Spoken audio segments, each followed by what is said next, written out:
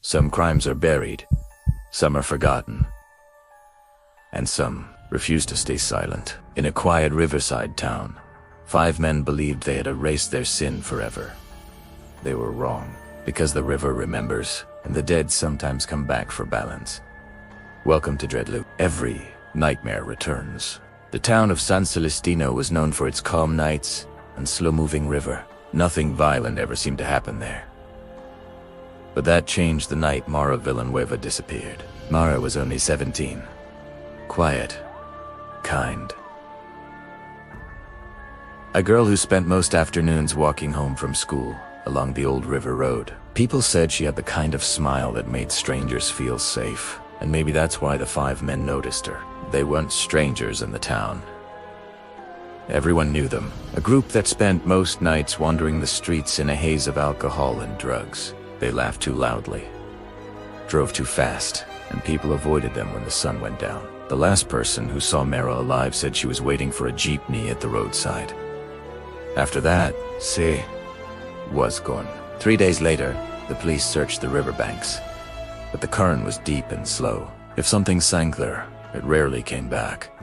The investigation faded quickly. The 5 men continued their lives like nothing had happened. They drank in the same bars, walked the same streets, laughed with the same careless cruelty.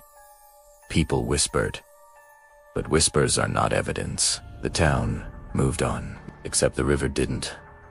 2 weeks after Mara vanished, fishermen reported something strange. At night, the water sometimes looked darker than the sky. Not black, like shadow.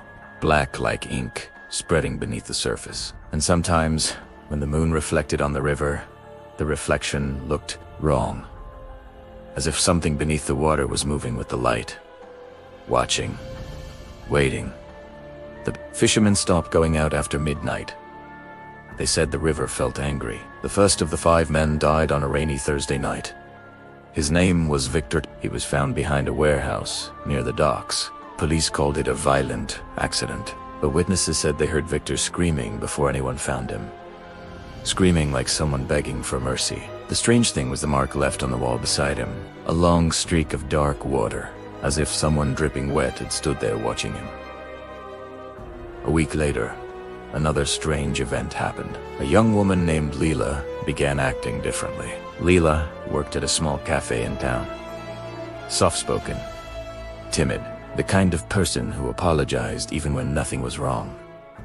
But after one night, walking past the river road, people said something about her changed. Her eyes seemed darker, her voice quieter, and sometimes, when customers looked closely, they swore they saw water droplets falling from her hair, even when the weather was dry. Lila didn't notice, or pretended not to, but the black spirit had found its vessel. The second man, Raul, saw Leela outside a bar late one night. He smiled the way predators smile. But when he approached her, something in her gaze made him hesitate. Her eyes looked deeper than they should. Like a river at night. Raul tried to laugh it off. But people nearby said the air suddenly felt colder, and when Raul followed Leela into the alley behind the bar, the lights flickered. Seconds later, Raul's scream echoed through the street. Witnesses rushed to the alley. But Lila was gone, and Raul was lying on the ground alone. The pavement around him wet, even though it hadn't rained. By now the town was afraid. 2 men from the same group were dead. Both connected to the same rumors, and both deaths surrounded by water. Old residents began remembering something. The story their grandparents used to tell, about spirits that rise from the water when injustice sinks into the river. Spirits that don't rest until balance is restored. They called it the Black Spirit of the River.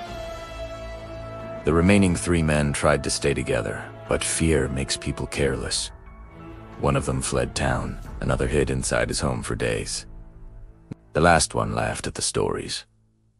But every night at 2:03 a.m., all 3 woke up suddenly, with the same sound in their ears. Dripping water, slow footsteps, and a faint whisper carried by the wind. "You remember me?"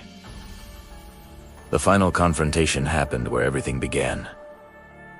Near the river road, but the river was unusually calm that night. Too calm, Then the surface moved.